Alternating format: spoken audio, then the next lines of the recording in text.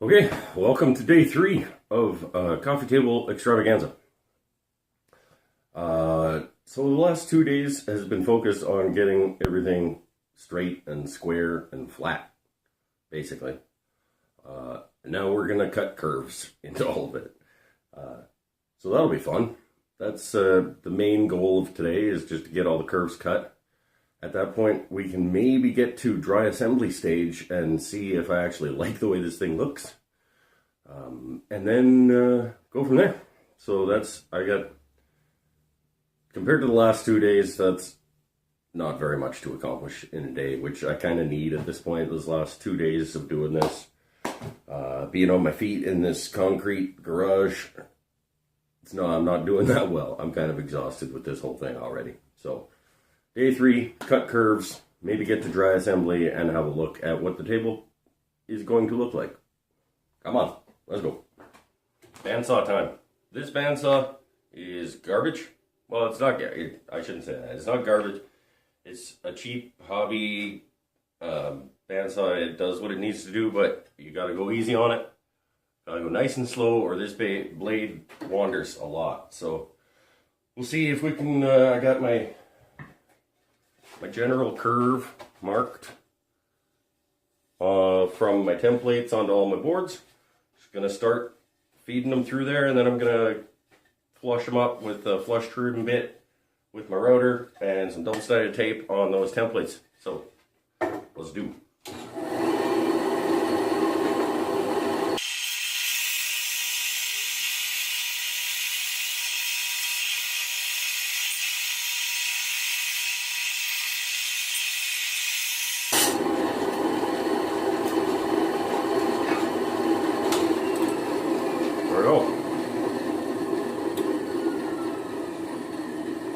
It's not the cleanest cut in the world, but it's within about, well, I got really close at a couple points.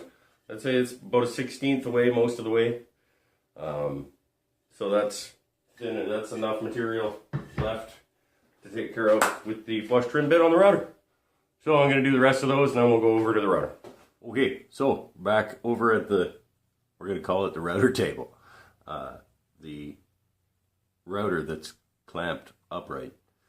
I got my blank double-sided taped to the template, and I got my pattern bit on there, and just gonna clean it up so now everything will just match the templates.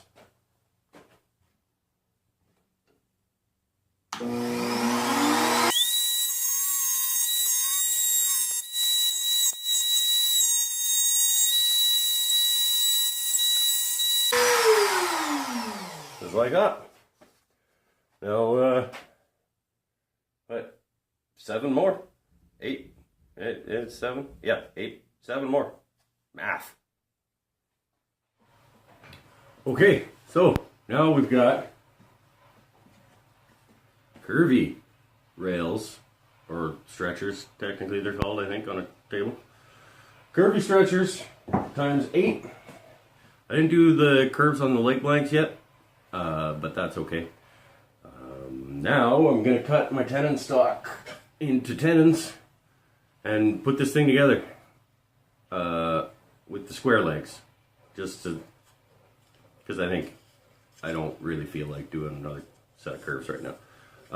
You might notice in the tenon stock, I raised my table saw up very, very little bit and ran a couple of channels in here, because when they get cut, I stick them in. If it's a really tight fit, the glue that's inside there won't actually allow it to get all the way down. It'll be like a hydraulic kind of situation, and so this hopefully will give the glue a place to expel should it be a super tight fit. So I just thought I would mention that in passing as well.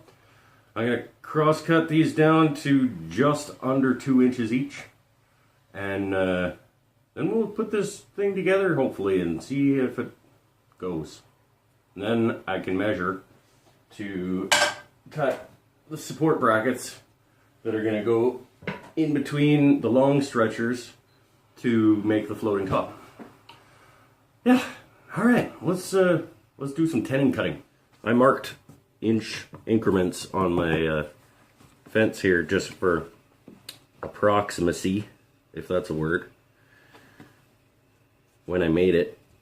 So I'm gonna go just under 2.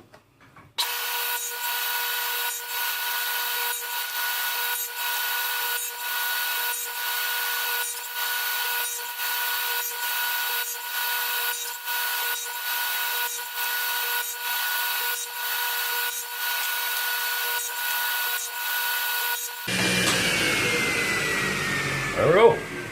We got tenons. I'm gonna try to dry fit this thing and see if it works. And that's where I decided to end the day. I got it dry assembled and decided just to do some smoothing on the top and call it. Hey everybody, we're gonna call this day 3.5 because I just did a couple hours yesterday. It got too hot out here, my feet were tired from standing on the concrete, so I just got, what did I get done? I got a dry fit. I got it to dry fit stage. So today we are going to cut, I cut one of my, whatever you want to call those, tabletop supports, cut so that it's fit in there real snug, and do the rest of them. Get the mortises done on those, get the mortises done on these, get the tenon stock cut, get the curves cut in the legs, and then I am actually going to just sand for the rest of the day and get to the point where it is ready to assemble. So let's go, day 3.5. Alright, so I got my piece that I fit nice and snug. That's going to be my cross supports. I'm just going to rest it on the tooth of the blade. Set myself a stop block over here.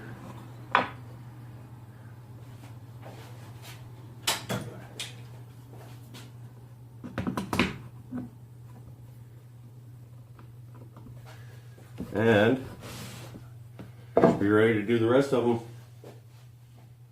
This one still needs to get ripped down to proper width, but these ones are good to go.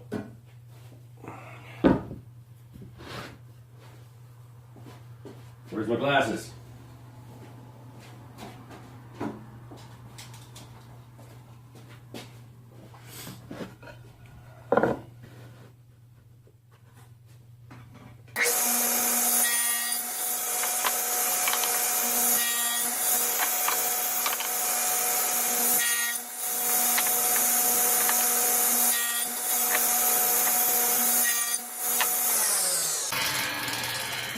Six cross stretch pieces, cut the length, 5 cut the width, cut the last one the width based on the width of those ones, and those are done.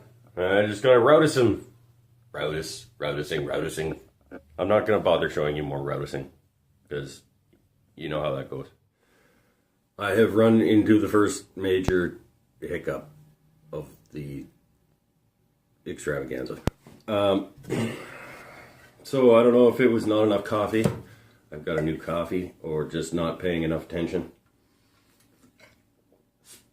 But what I've done is I've cut the mortises in the supports for the top. But when I had them this way, I should have rotated it this way to do the other side. But instead, I did it this way and rotated it this way, so I didn't reference off the same face on both sides of the board. And because I wasn't dead center, I was close, but it didn't need to be dead center. I actually ended up needing to be dead center. So it's a little bit wider.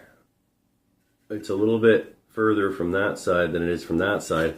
So if I put that in there like that, I can't cut my mortises on these boards straight across from each other, or this will end up being skewed a little bit and not flush. So there's a couple of ways that I thought of to remedy this situation. The first was to just make that difference adjustment when cutting these mortises, so that say this one on the back side would be whatever that is, a 1/16 further that way or whatever. And then I knew, because I've met me, that I would get confused trying to do that and nothing would match up. So what I'm going to do is I'm just going to throw these back up in the vise and come again. The edge guide is still set. So I'm going to come in from the opposite side and make these mortises a little bit wider, but they're going to be dead center. And then what I'll do is I'll just cut tenon stock a little bit wider than the 1/4 inch oak stuff that I was using before, to make the mortises wider, make everything fit, but make it centered so that I don't have to think when I'm cutting mortises in my stretchers. So that's the update. It was depressing for a few minutes, but I'm back on track. I got a new coffee, and go mortise these from the other side and open them up a little bit. And then I'll cut some new tenon stock out of some random scrap that I have laying around. That's awesome. Slight hiccup, but nothing that a little bit of thought process and a little bit of coffee couldn't figure out. I'll go through and mark them all, and then I'm gonna gang them up like that, lined up. And I'm going to take a scrap. I've got my square base in my router.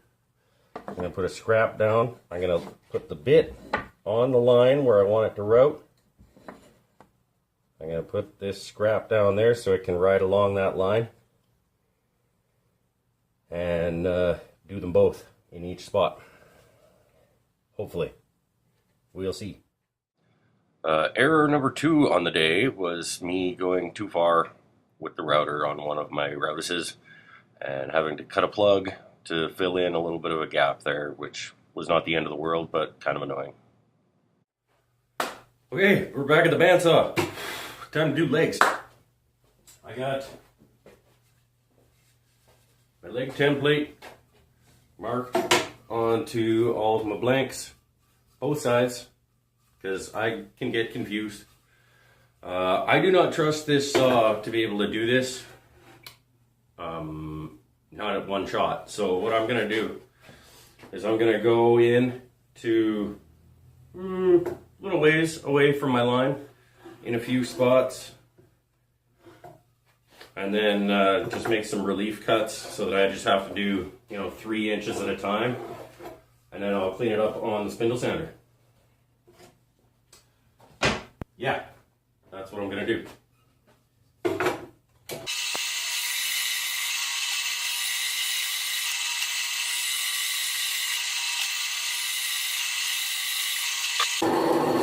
I'm gonna do the relief cuts on all of them, and then I'll come back and cut out the waste and bring you guys back in. So as it turns out, even with many relief cuts, my bandsaw just could not perform that operation through 3 inches of African mahogany. So here I am over at the saw sled, hogging material away, one kerf at a time. It's a heck of an arm workout, and it convinced me to go buy a dado blade, or a dado stack. So something positive came out of it. And yeah, I didn't have to go to the gym that day and do my arms. Gym.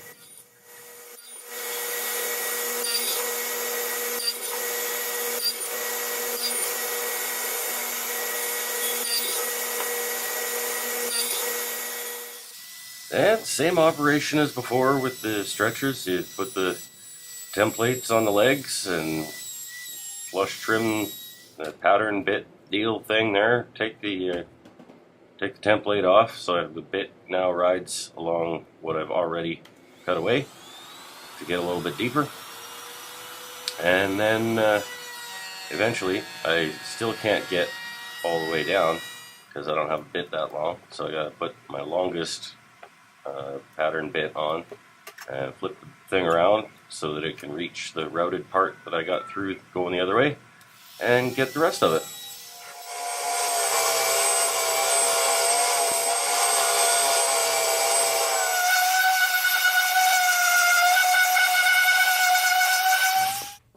So got dry assembly put together so that I could get the measurements on top and panel, shelf, top and shelf.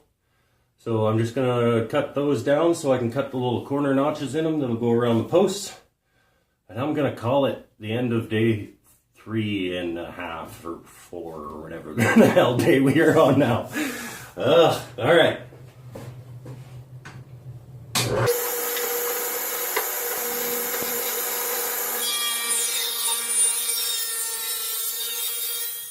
Okay, so I've been reflecting a little bit on how day 3.5, 4, whatever we're calling it, went. It was a roller coaster. I screwed up some things. I hope that I fixed those things.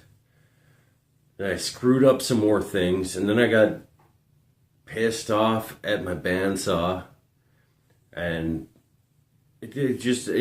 nothing went smoothly today. And I think this is a good chance to think about maybe why things didn't go smoothly, or what I could have done better on the day. I needed to step away at one point when things were getting out of hand and I started swearing at the wall. I should have probably just gone and had a nice iced coffee on the deck and ignored the fact that I was even building a coffee table. Maybe I read a couple chapters of a book or something and just gotten the hell out of here. That would have been beneficial on the day because I lost focus a little bit. And I think this is a good lesson to take with you in whatever you do. Like when things are getting to the point where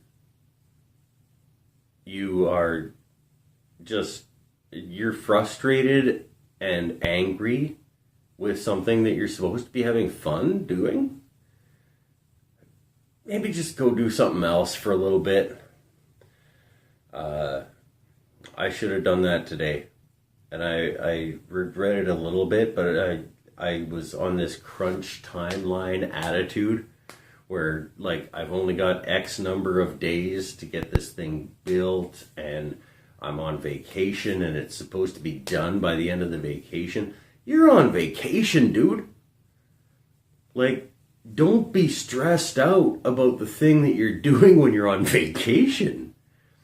So I'm gonna re-look at how this is going on day whatever the next time I do this is. It will still be during this vacation, but tomorrow I might just dial it back and not expect so much, and recognize that I do not have the right tooling for the project that I'm trying to do, and I need to make adjustments for that. This is my first one of these.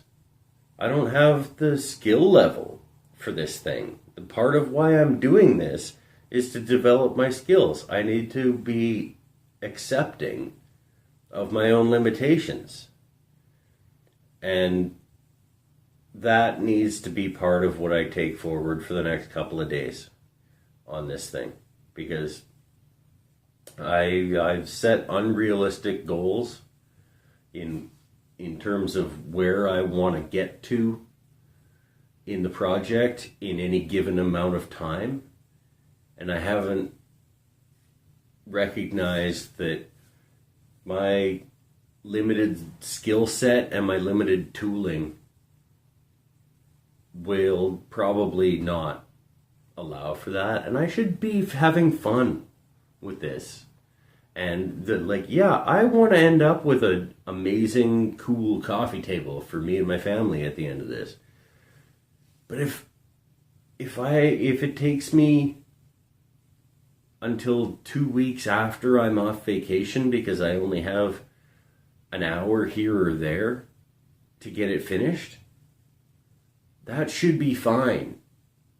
Don't wreck your vacation trying to crush this thing out and then have not had a vacation after all and be upset every time you look at that coffee table that, oh, if I would have just taken a second look at that while I was doing it, or like, I kind of half-assed that because I wanted to crush it out and get it done. No. I'm going to dial it back tomorrow. I'm going to do whatever I can do. I might go clean my barbecue and throw a steak on. I might go have a beer in the front yard on a lawn chair. I might go hit a bucket of balls at the driving range while I'm supposed to be building a coffee table. Because today really, it showed me that when you bite off more than you can chew, sometimes your mouth gets full. Because your saliva cannot digest what's in your mouth. And then when it goes down, it gets caught in here. And you gotta work to get it down. And it would have just been better off if you would have just bit off a little bit less. Savor. Savor life. Savor woodworking. Savor your food. I guess. Just, yeah. That's how day 3.5/4 went.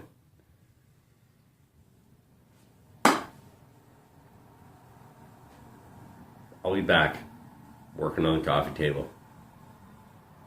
But maybe not tomorrow. No, tomorrow I'll do some.